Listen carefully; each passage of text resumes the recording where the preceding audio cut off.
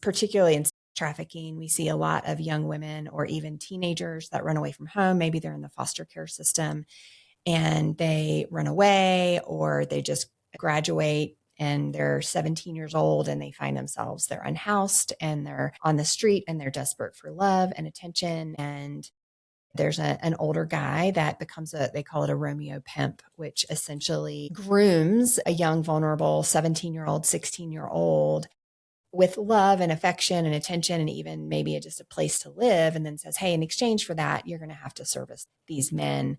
And that's how you're going to have to stay in a relationship with. Are you going through life blind?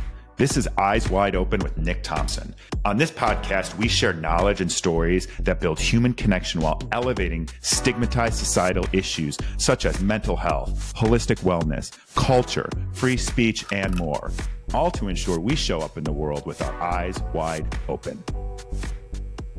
Hello, everyone, and welcome to Eyes Wide Open. I'm your host, Nick Thompson. Now, before we meet our guest, if you enjoy this content, please help out by liking, sharing, reviewing the podcast. Leave comments if you're watching on YouTube. I respond to those personally, and I'm grateful for you being here.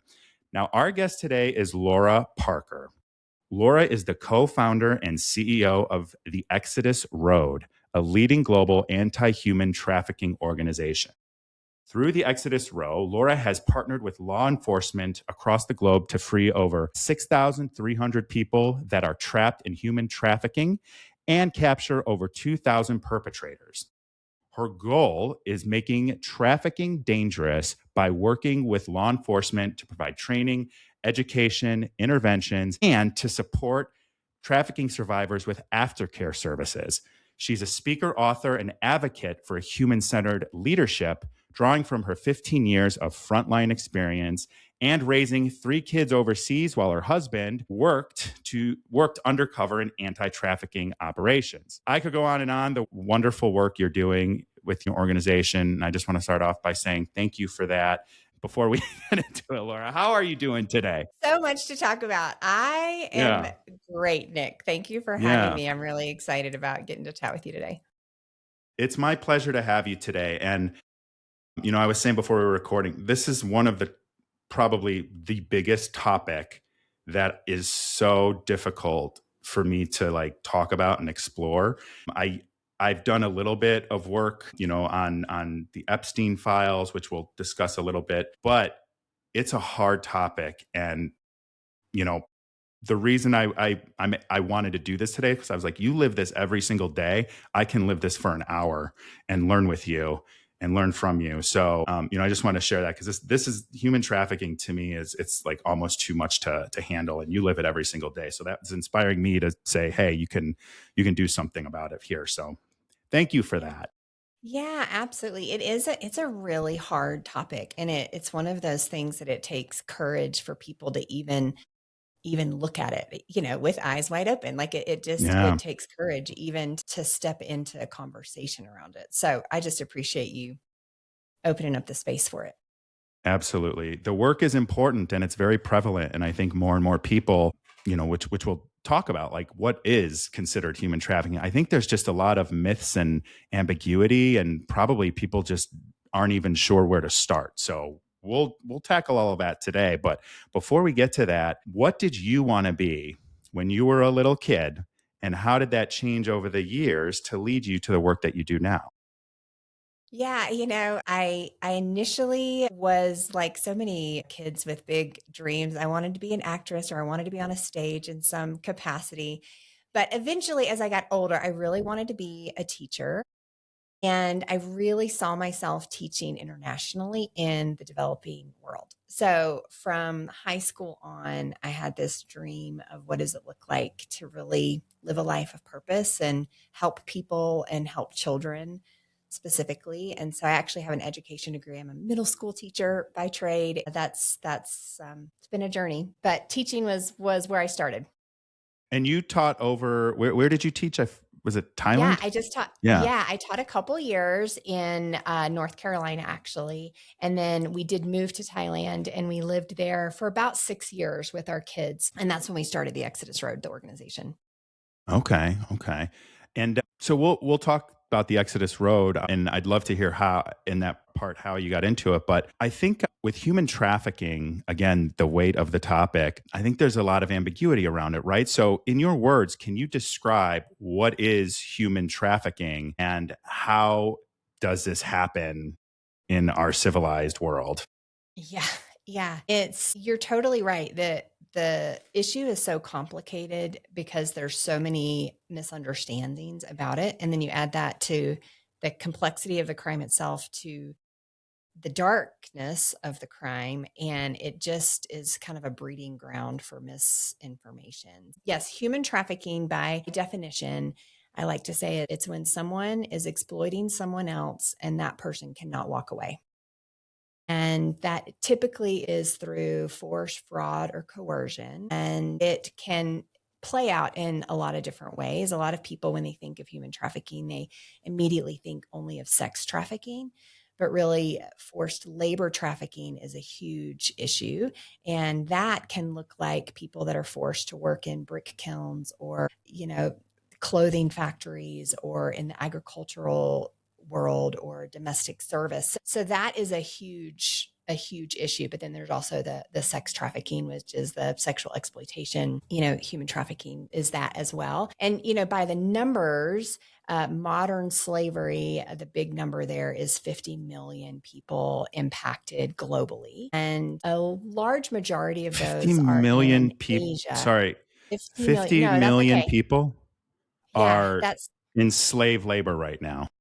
Yeah, yep, or in modern day, yeah, they call it modern day slavery is kind of the big umbrella term. And out of modern day slavery, which is the 50 million, forced marriage is also in that category. And then there's forced labor, which is what people typically think of human trafficking. And so, yeah, and it's everywhere, including the United States. A lot of people think it's just in a third world country, but the estimates are about 1 million victims of human trafficking are in the United States. And it is the third largest, most lucrative criminal business behind drugs and guns. So I think that is Gee, yeah, that's the statistic that always gets me. It's drugs, guns, and people. That's the order of our world. That's how we're making money on a grand scale. that's so depressing It's to hear. depressing. It is very Yeah. depressing. Yeah, it's heavy. And I think you're spot on. You think in the United States, well, this isn't happening here. I think we as Americans have a lot of ignorance about things that we think don't happen here, or think how we think things are in other countries. But this one here, in these United States, how does one get trafficked when we've got freedom and we've got, laws that people are supposed to follow? How does that happen in the United States? Yeah. It's interesting because it happens in the US. The same components are really present in when human trafficking happens anywhere. And it's essentially where you have, an individual that needs work or needs something and is vulnerable to that need. And that person somehow intersects with someone who wants to exploit that vulnerability. And so in the US, we see a lot of kids, particularly in sex trafficking. We see a lot of young women or even teenagers that run away from home. Maybe they're in the foster care system and they run away, or they just graduate and they're 17 years old and they find themselves, they're unhoused and they're on the street and they're desperate for love and attention. And there's an older guy that becomes they call it a Romeo pimp, which essentially grooms a young, vulnerable 17-year-old, 16-year-old with love and affection and attention and even maybe just a place to live. And then says, hey, in exchange for that, you're going to have to service these men, and that's how you're going to have to stay in a relationship with me. And so that can happen, that manipulation, romantic control. But then it can also happen, we have worked with several individuals that have come to the United States on what they thought were appropriate work visas, and then they got into a remote agricultural community, and all of a sudden their papers were confiscated, they didn't get paid, they couldn't leave, they were scared to run away. And so that's another way that it can look like, just even in the farming and agricultural communities here. Domestic service is another one.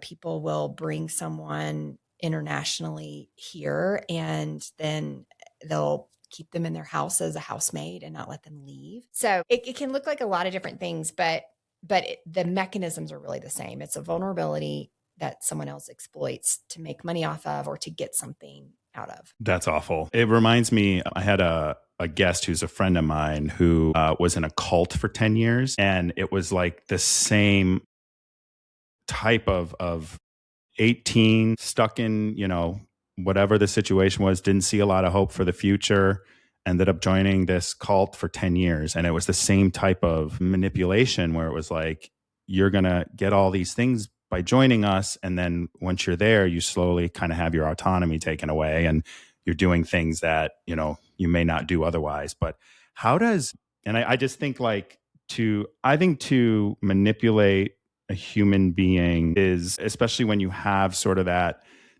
control or that sort of expertise or the older wiser whatever that might be, I think is one of the most deplorable things that you can do, period. And so my question to you is, when these victims are being groomed, do they, in your experience, because you've worked with survivors too, do they know, or are they sort of brainwashed in a way to think that this is normal and this is just their path? Yeah, it can be both. We have a friend of the organization. Her name is Brandy, and she was approached and groomed some online, but didn't realize what she was getting into. She went to a hotel room, and it was out of left field abuse, and this is what her life was. And she was dropped off into hotel room after hotel. So it wasn't a slow pathway into that. It was immediate abuse. Jeez. This is what you're doing. You can't run away. But there are other situations where it is, this slower process where a Romeo pimp or a pimp builds a relationship, and there's this kind of slow slide into manipulation, so much to where a lot of survivors don't even understand. It's like Stockholm syndrome, right? They don't even understand that they're Yes. actually victims of a crime because they believe there's more of a relationship than there really is. Hmm. So yeah, it can look like both, unfortunately. And how do these, I mean, online, I do want to talk about how people kind of get recruited and groomed, but how do these people, these Romeo pimps, these predators, how do they get away with this? How do they use the infrastructure, their power, all of these things? They can do things like this, right? Again, all across the world, but in these United States, you would think this is something that just wouldn't happen. Yeah. Yeah, I think it really comes down to our view, if we're really honest, of women and of sex and of, we live in such a highly sexualized culture that it's really easy, I think, for society to forget that a 16-year-old is a child. A 16-year-old Yeah. girl is still a child. It doesn't matter what she wears. It doesn't matter what she says. She's still a child, by global definition from the UN when Yeah. you're under 18. And so, I think that makes it really complex. It also makes it really complex because human trafficking, specifically sex trafficking, really hides under this umbrella of prostitution or sex work. And so, it's really difficult to determine, okay, is this person, are they here because of force, fraud, or coercion? Or are they a knowing and willing participant in the sex industry for whatever reason, whatever got them there? And that's a choice thing perhaps. And so that makes it really difficult for law enforcement, makes it really complicated. If it's a minor, then it's a clear cut line. It's a Right. human trafficking case anytime there's a minor involved, period. But if it's an adult, that young lady could have just turned 20, and she may have been with this Romeo pimp since she was 14, but the case is she's 20 and she's so groomed and manipulated that she says, I'm here by choice. And so it's really difficult for law enforcement then to try to prove force, fraud, or coercion in that space. And so it's just really, really, it's very complicated. And I think most law enforcement are so overwhelmed anyway, it's difficult to tackle those cases. Well, and like you said a few minutes ago, that sometimes people don't realize that they were part of a crime, even after they've, been saved or pulled out or whatever. So if you're 20 years old and you're of age and you're, so groomed and so manipulated and so bonded to your perpetrator, if they don't know that's happening, how are you going to prove it, or how is law enforcement going to prove it? Right. There's no way to do that, Exactly. right? Yeah, it's really, really difficult because so much, it's really why we as an organization are really passionate about digital forensics, actually, because Hmm. historically, so much evidence was based on survivors' testimony. Right. And that is so layered and so complex and so difficult. It's traumatic for the survivor, or it's really confusing if there's a lot of that Stockholm syndrome and manipulation involved. And so, we're really seeing and pushing for to work these cases more successfully. We really have to be bringing in digital forensics and digital evidence to prove human trafficking crime, even when the survivor might not be able to recognize that herself. I mean, we've had people at our events before be in the audience and hear stories of us talking about what human trafficking is. And they will come up to us, adult women, and say, I did not realize this abuse that I experienced was actually human trafficking. They're, educated 40-year-old, 50-year-old women who don't even understand what happened to them. Well, I mean, again, when you're manipulated like that, you don't know up from down, left Right. from Of right. course. Of Yeah. course. Yeah. And I think back a little bit, and I've been told that this was trafficking in my time on reality TV, but I'm not going to say that because I don't think it was per se. But we were moved from California to Mexico, back to Chicago, while I was filming Love Is Blind. And we had no passports, no wallets, no credit cards, no nothing. And they were literally like taking us from hotel in a van to another hotel in a van. And we had no autonomy whatsoever outside of being locked in a hotel room. Like, you could do whatever you wanted in the hotel room, but you couldn't leave. I mean, it was and when I look Wow. back on it, and some of the work that I do now with my foundation is very much like the education piece of like, you slowly have your autonomy stripped away. And then you're told where to go, what to do, what to talk about when you're filming, when you're not. And then on top of that, like, what was alarming to me was when we were done filming, just after like it was a 7-8 week process, I was like, I don't even know like how to plan my days anymore. Because for 8 weeks, I was told every day what my schedule was and what I was going to do. And so again, like, it's different, but it's like that mindset of like, you don't even realize you're not making your own decisions at some point. Yeah, that is a very alarming experience, because I think that's oftentimes what happens to human trafficking victims, even if they sign a contract or they sign paperwork. Anytime someone else is benefiting from someone else's work and that person does not have the freedom to walk away, then I mean, yeah, that's sobering that you experienced that. It's pretty Well, traumatic in but and of you, but itself. I just think because I can see the similarities, right? Of how like Sure. and I've talked about it a lot. I don't need to go through all of it, but like, just they slowly take away your autonomy, and you don't realize it. And then all of a sudden, like, I looked back on it and I was like, whoa, that was kind of scary how easy they were able to hand me my passport at the airport, get me through security, and then take it again on the other side. And like, I'm in a foreign country without an ID, like things like that. Right. And that was Right. when I look back on it, I was like, oh my God, I can kind of see how this happens to people Yes. in much worse Absolutely. conditions and situations as Yeah. well. Yeah.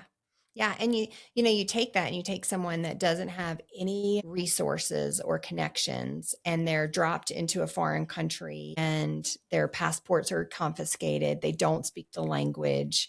They're 15 or 16 years old. They're Children, threatened and they're told, if you run away, you're going to wind up in a foreign prison because you're here illegally.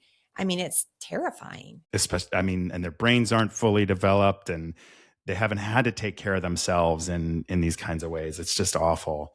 How do these predators like move people? And a little bit we talked, I'm sure, about it, but it's almost like there's like the supply chain routes, the travel experience, all of these things. How do they use these to their advantage so that they can actually execute these crimes kind of right in front of us in broad daylight?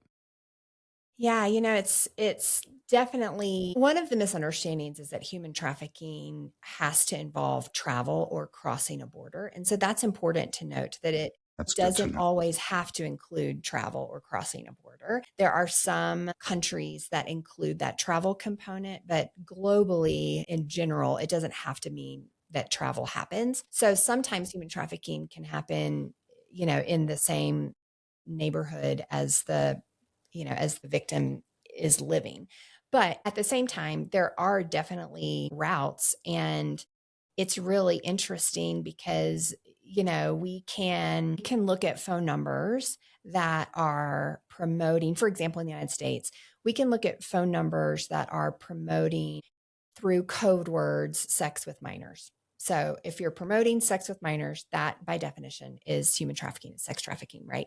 So, and what we can do is we can look at those phone numbers and we can see that it's the same number and we can ping where those ads are being run or placed. And we can put together maps of, hey, this one number is actually running 15, 20, 30 different advertisements for young girls. And that is along I-70 or that is along I-95 or that is, and we can start looking at all of the different Is it along the like highway. billboards or is it No, digital like or a ads mix? online. Yeah, like digital ads Okay, okay, online. okay, So okay. definitely similar, obviously there was Backpage and that's taken down, but similar sites like that. And I don't know what Backpage is. What was Backpage? so it was like an illicit, almost like a Craigslist for illicit, mostly escort services. But what we can see, we can map ding, ding, ding, ding, ding, all along the way. And we actually worked a case with Homeland Security where there was a group of individuals from China, young women who were being taken to hotels along one highway. And you could see on a map, it's this highway, this highway, this highway. And essentially the trafficker would take the women to this hotel, book them all out for the night or 2 nights, and then move them to the next hotel and book them all out for the nights. And so they're always moving, which makes it difficult for law enforcement.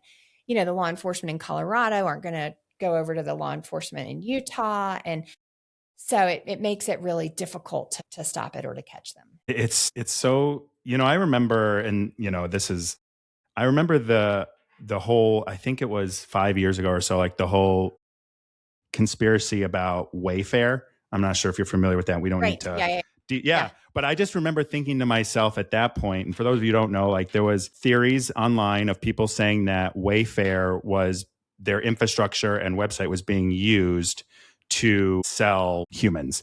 And so I remember thinking to myself at that point, I was like, wow, like whether it's true or not, let's say for a second it is, or it isn't. Even if it isn't true, somebody thought of this as a possibility. So that could easily become true. And then if not, it's like, wow, like that would make sense because they have the infrastructure to do it. And so I just remember thinking to myself at that time, I was like, whether this is true or not, to me, like it matters, but it's more like that's a possible way to be doing these horrific crimes right in front of us to the point where you don't even realize it. And I think when I hear these things of like going, taking people to hotels and you're following them on the map and they've got these routes, like they're using the infrastructure that we built as a society to help us travel, be mobile, be able to drive places, fly places in that case, even if everyone isn't traveling. And it's kind of like, how do you even recognize these things are happening when they're so blatant? So as like, I guess my question is at me as a regular human working a hotel desk, right? Checking people in. How do you, what are some of the things regular people can do to recognize when these crimes are taking place in front of us in our society, seemingly innocent manners? Right. Yeah. I mean, I think the biggest thing is just it sounds so maybe simple, but just to pay attention to what's happening around you.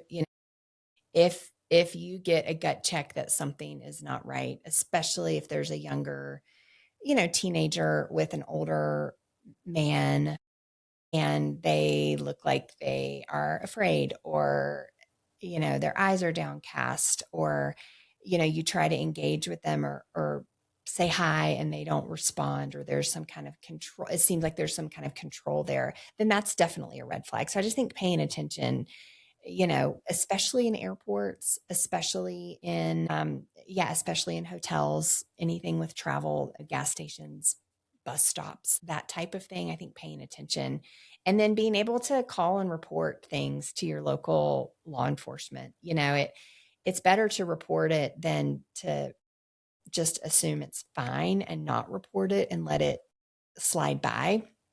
I think when we think about the online space, and I know we'll have a conversation about that, but that's really an area where really are touching trafficking and exploitation a lot more than they realize. And I think there are clearer pathways in how to respond in those spaces. Well, let's dive into online because I also believe the Exodus has the Exodus Road. Sorry, the Exodus Road has a organization called influenced.org. Is that right?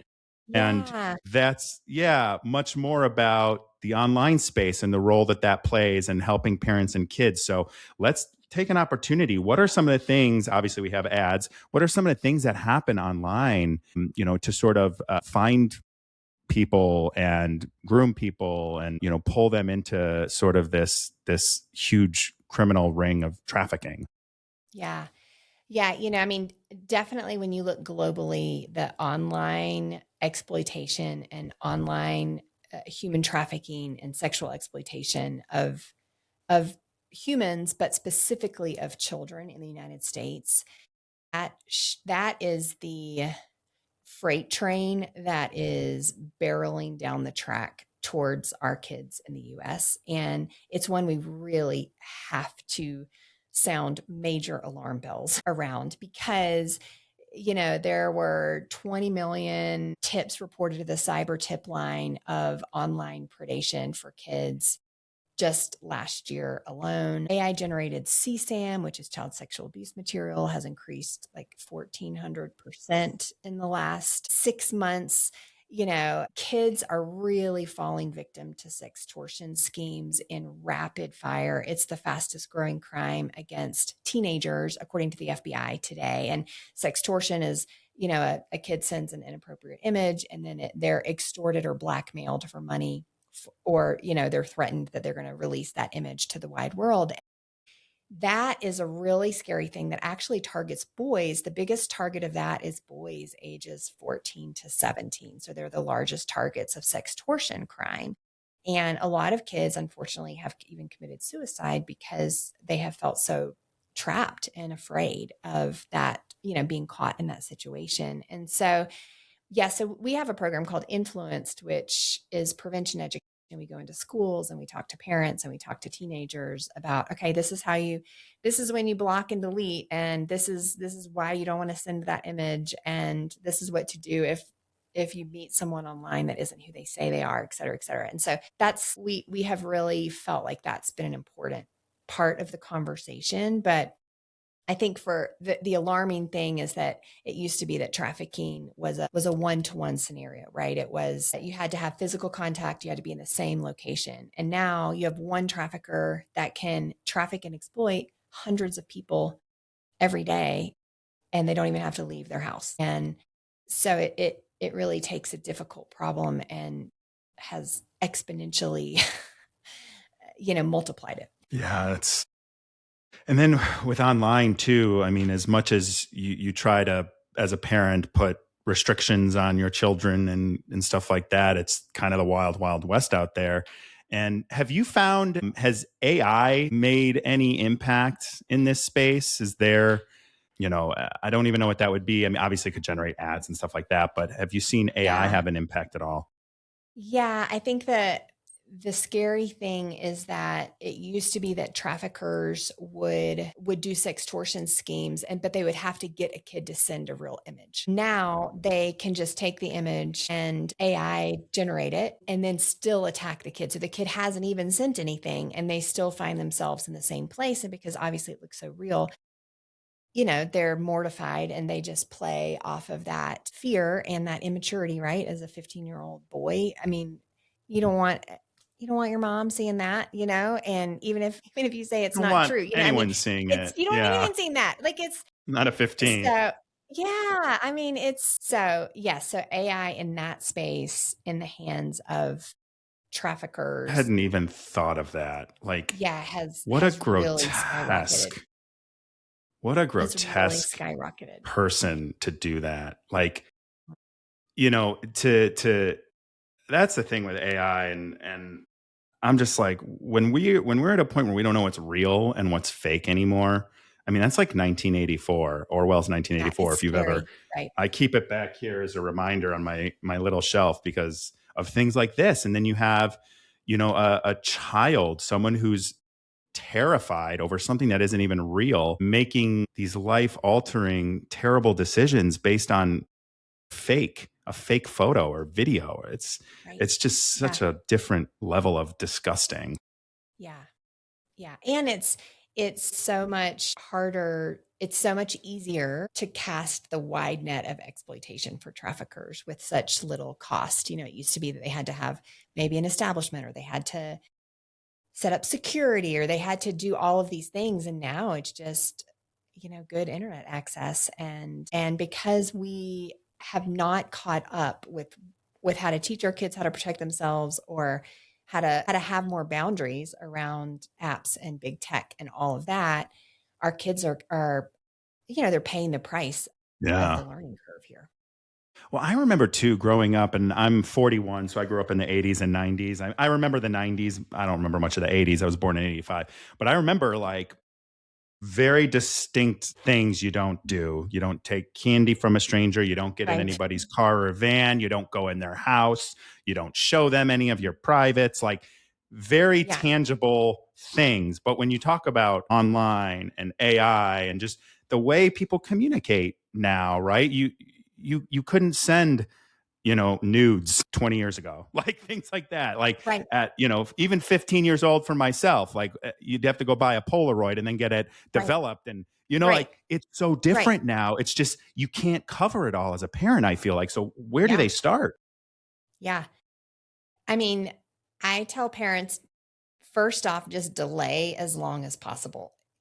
Don't give in the first time your kids ask for social media at 11. Just try to push off Pandora's box just as long as humanly possible. That helps. And then the other thing is just that you have to be talking to your kids about technology. I think a lot of parents, particularly I'm 48, and so people, parents in my generation, we don't really understand tech all that well, and so we just would it feels too complicated, and so we just kind of want to assume that it'll be okay and our kids will skate through. But and so a lot of times I think parents bury their heads in the sand and just pretend it'll all work out, and then they don't really talk to their kids about the dangers, and they don't even have an open conversation. And so then when something happens, their kid feels even more isolated and won't tell them. So I think delay as much as possible. Talk to your kids. It doesn't have to be giant, big, lengthy conversations. Just start the conversation so that you're a safe place. And then there's tons of tools and ways that you can educate yourself as a parent. We have a whole training for parents on our website, but there's a lot of resources out there to educate yourself around, what are the dangerous apps, and what are the rules, and what are the conversations we need to be having. But it feels overwhelming because it's a lot to learn.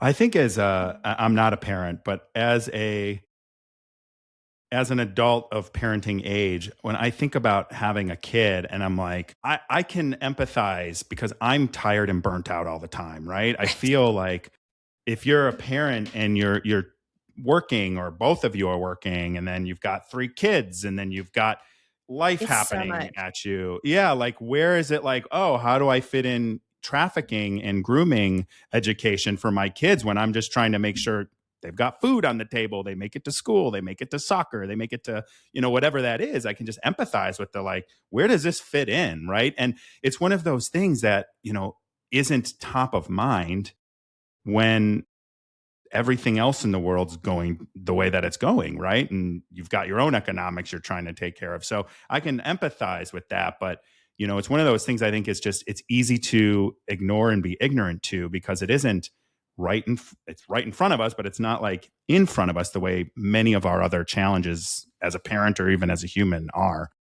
Totally. Yeah, totally. But I think the reality is that, kids are online 8 to 9 hours a day is the average, 8.5 Jeez. in recreational screen time a day. So it's so hard. I mean, my husband and I both work full time and we travel a lot and raise 3 kids. So I totally get the overwhelm. But I think the reality, the temptation that parents have is let's just let them occupy themselves with a screen, which I totally understand. But you wouldn't say to your child, hey, just go to downtown inner city at 2 a.m. at night and walk around by yourself and hopefully you'll be okay. Yeah. Because we don't connect that actually the online world at 2 a.m. is just as dangerous as an inner city, probably more so. And so parents aren't making those connections. And so it's letting them just be more hands off, which Mhm. is not equipping kids in how to protect themselves against a scammer or someone that's coming after Yeah. them online and they don't even realize it. Yeah. Oh, gosh. Yeah. Online, it is the wild, wild west, regardless of where you are. And some of the things I've seen on like Reddit thread about myself, like on Reddit threads, and I don't even look or Google myself, but before I would see stuff and I'm like, what is happening out here? Like, this is the It's dark, is this the dark dark. web? It's Yeah. dark. Yeah. So I Yeah. think, yeah, for parents out there, just, you don't, like you said, I think it's good to kind of like take the gravitas off of it and, simplify it to simple conversations you can have and ways you can manage your time. And I think that's going to be important for parents, especially as we, continue to go more and more online and less in the inner city, right? And online, the whole world has access to your kid, right? Right. Exactly. Yeah. Exactly. Yeah. So I want to talk a little bit about the Exodus Road, which you co-founded and took over as CEO a few years ago. Can you tell me how you got involved with starting up the Exodus Road and kind of your journey with the organization and what you guys have accomplished? Yeah, yes. My husband and I are high school sweethearts. So his name is Matt, and we met and got married in college. We were married at 21, and really set out to travel the world and wanted to help others. Eventually, that kind of heart led us to Thailand. So we worked for 2 years, or we took a 2 year contract initially. We had 3 kids at the time. They were 3, 5, and 7. They were 3, 5, and 7. We moved, and we were in northern Thailand, and we were running a foundation, a family foundation that primarily operated a boarding school for girls that didn't have access to education. So, see, teaching overseas, it came back. I did do what I That's wanted. my favorite thing about the question is usually there's that red thread that goes through Ah, what it's someone wanted. beautiful. Even the actress, right? Like the red thread there is like you're entertaining people, you're providing a service to people. You know, Yeah. Yeah. it all reveals It something all about our connects. Yeah, personalities. it Yeah. all connects. It's a great first question. So when we were there, we started hearing this rumor. We didn't know a lot about human trafficking. We had watched the movie Taken with Liam Neeson, and that was about our extent of human trafficking knowledge. And we were in northern Thailand, and we started hearing this rumor that there were no pretty girls in the village. And we thought, that's a How do terrible you thing to hear that say. rumor? What do you mean there are no pretty girls in the village? Well, my husband was doing interviews with village elders and asking them what were their needs and doing kind of a needs assessment. And so we followed up and said, what do you mean there are no pretty girls in the village? And these village elders started telling us this story that was repeated by multiple elders. And they just said, these men come in trucks into our villages, which are, 5 hours outside of town on jungle roads, remote villages. And they offer really good jobs to our daughters, and they show us pictures of Facebook pages of restaurants, or they introduce us to families that need a nanny. And they say that, if we send our daughters, then they'll take them, they'll work 6 months, they'll make good money. It'll be like an internship, and then they'll send them back. And so these parents who are largely very impoverished, struggling to feed their children, see this opportunity of, oh, this is an opportunity for my precious 15-year-old.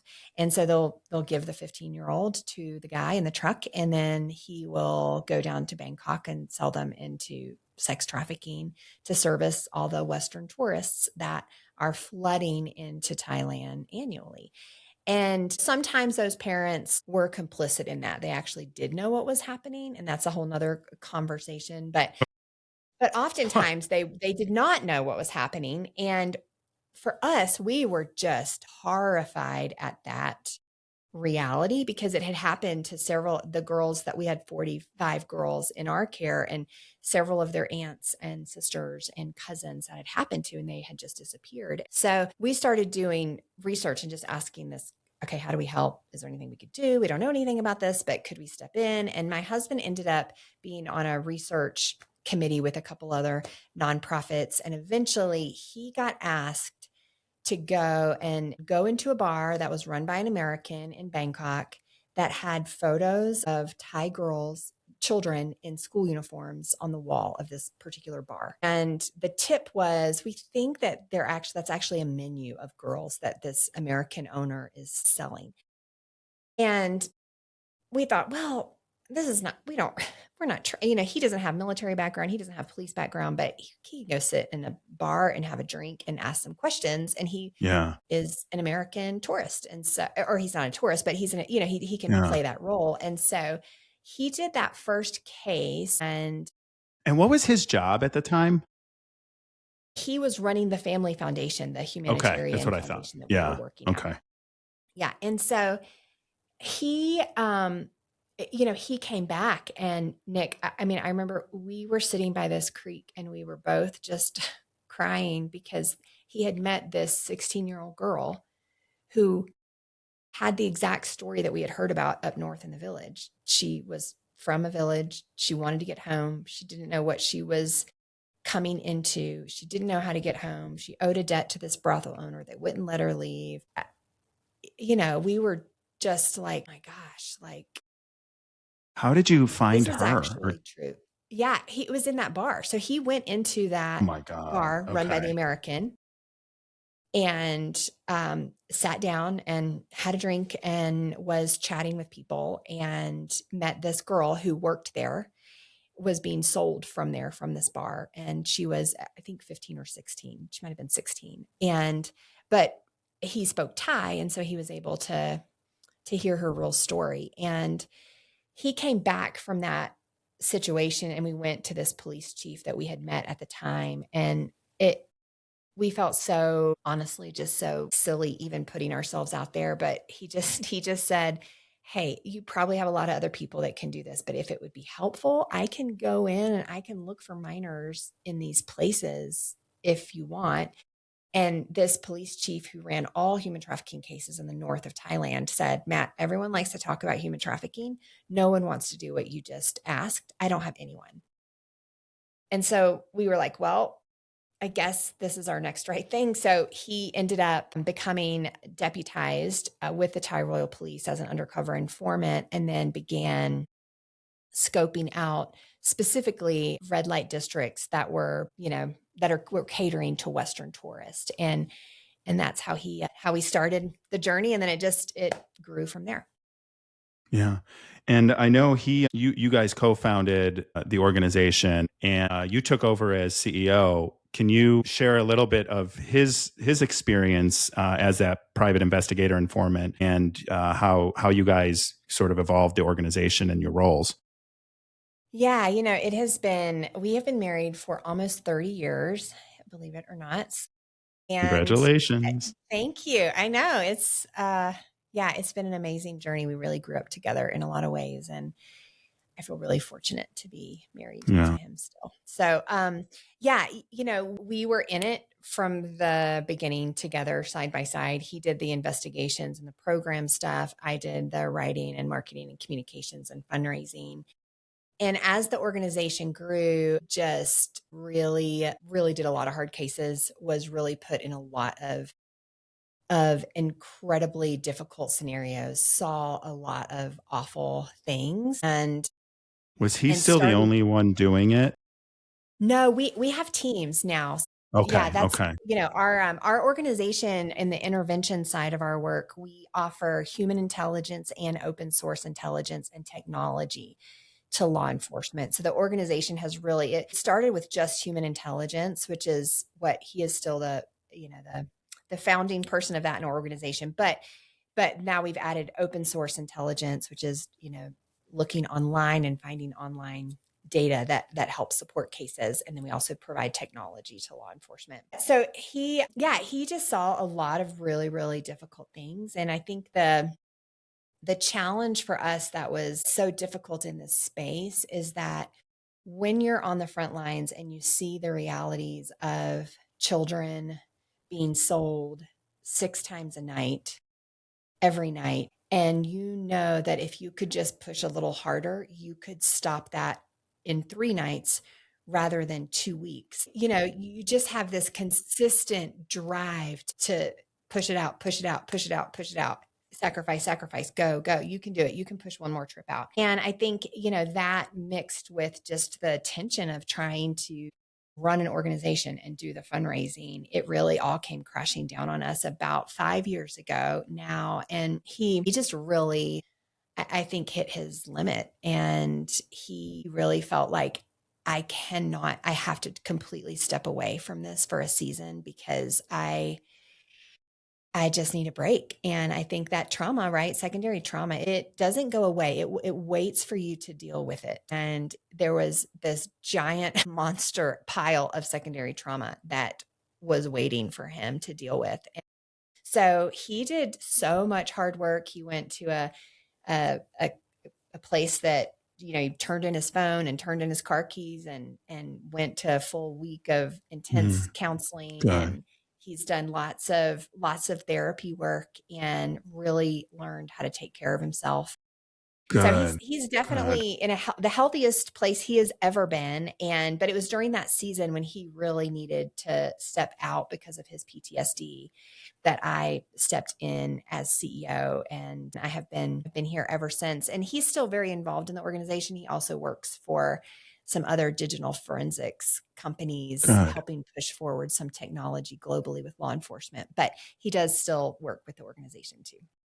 That's good. Good. And I mean, I can't, like I said, I don't even like to think about it. I can't imagine he had years and years and years of looking at some of the darkest things that we do as a society. And I commend him for the work he's done, but also recognizing where he needed help and getting that help.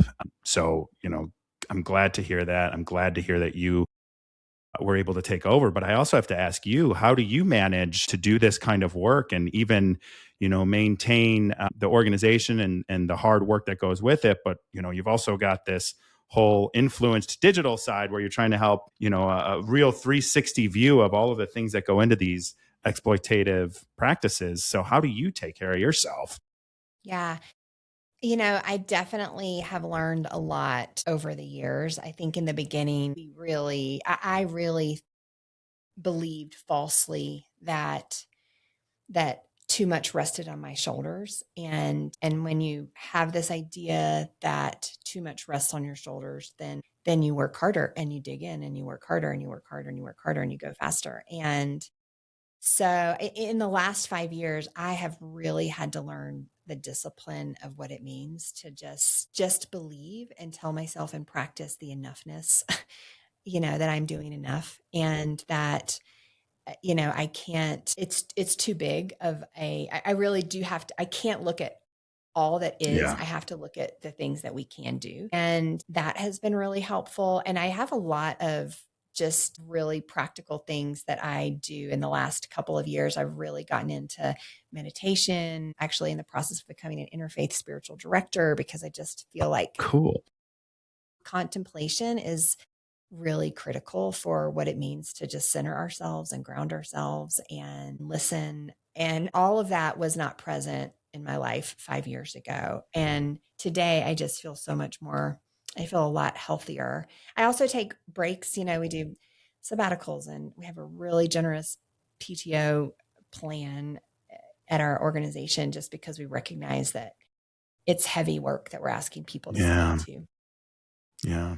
Well, I think that's great that you've been able to sort of put these structures in place. I advocate for mental health, and I've dealt with my own issues my whole life. And I just know that when I put the structure in and I recognized the limits of my work, because I would work 24 hours a day trying to save the world if I could. And Right. from this, that, or the other thing. And I think that one of the biggest things that I've learned to do, especially the last few years, is just take time for yourself. And like, what does that really need to be?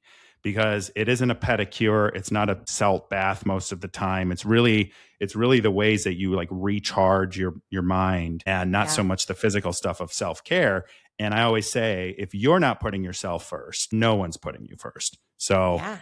I'm so Absolutely. glad I to mean, hear that your husband and you've both been able to do that when you carry such a heavy burden and workload. yeah.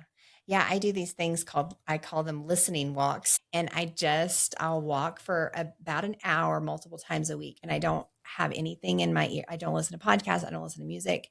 I don't have my phone with me. I just walk and quiet and think, and it's amazing how that recharges just my brain and my body and my mind. I'm just looking at the trees and the clouds, and Yeah.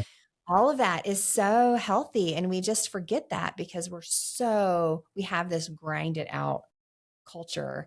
I Hmm. say to our team here a lot, the best thing you can do for the cause of human trafficking is to bring the healthiest version of yourself to the cause of human trafficking. And so I really am continuing to learn to live by that myself.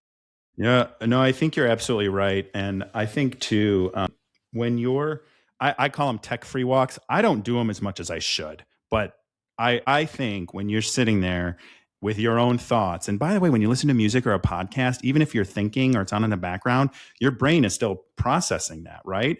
And I remember I did this exercise maybe a year ago, maybe it was last summer with my therapist, and she had me jot down everything I did for 3 days, everything. If it was more than 50, if it was 15 minutes more, I had to jot down, but like not just jot down when on a walk. Did I listen to something? I thought, I'm doing so good. I'm hitting 15,000 steps a day. I'm going on these walks. I'm listening to a podcast. I'm editing clips for this show. Like on my phone, I'm editing social media clips. And in my mind, I'm taking a break, and I'm wanting. When I did these 3 days, I was like, holy shit. Like, I don't take a break. I think I take a Mm, break, but I'm just working on something else or gathering more information. And the brain never actually gets to be with its own like thoughts. So, being quiet. Yeah. yeah. And that's Mhm. scary to be with your own thoughts, but it's necessary. And I'm so glad that you're able to do that several times a week for an hour. And I'm going to take that as motivation for myself to do that as well and get back on that Yeah. track. So I would be, I have to touch on this.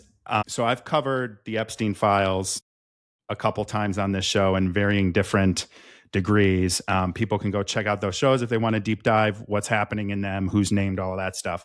But I think what the Epstein files did and didn't do, I'll share it. I think what the Epstein files did was kind of wake up a lot of people to trafficking and all the horrible things that they do there.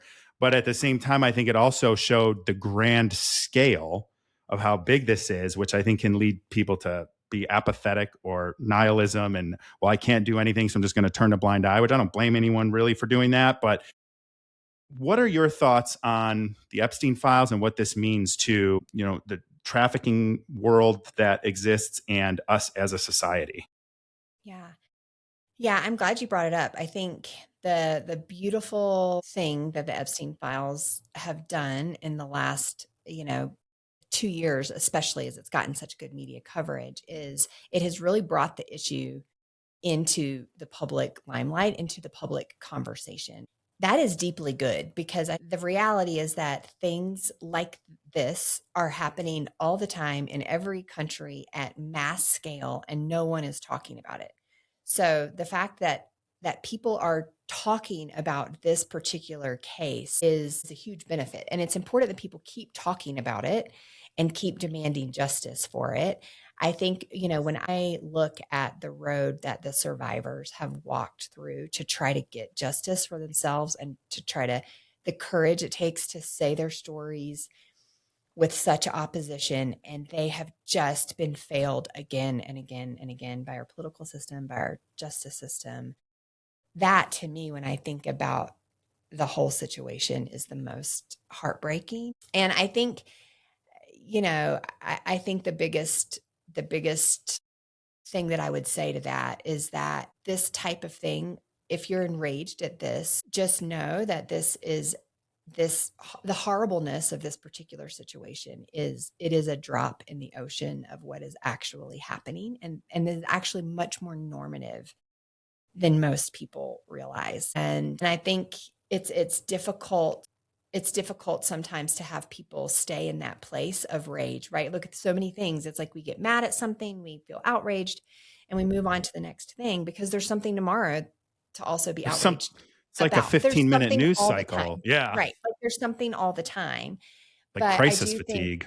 yeah, totally. And compassion fatigue too, right? People are exhausted from thinking about this. But I think, if you care about the Epstein files, I think it's important for people to understand that it's a picture of the broader problem, which is that in our society, women and children are still very much for sale. That is a very pointed statement that I think is awesome, because awesome in the way that like that is what it is. And sometimes you need to simply say it. And to hear that we're selling women and children for a variety of purposes, that is a reflection of who we are as a society. And I think that's pretty damning. On a little bit of a lighter note, July 30th is World Day Against Trafficking. And what I'd like from you, if you don't mind answering, is sharing sort of like your biggest takeaway or biggest thing that you would like people to do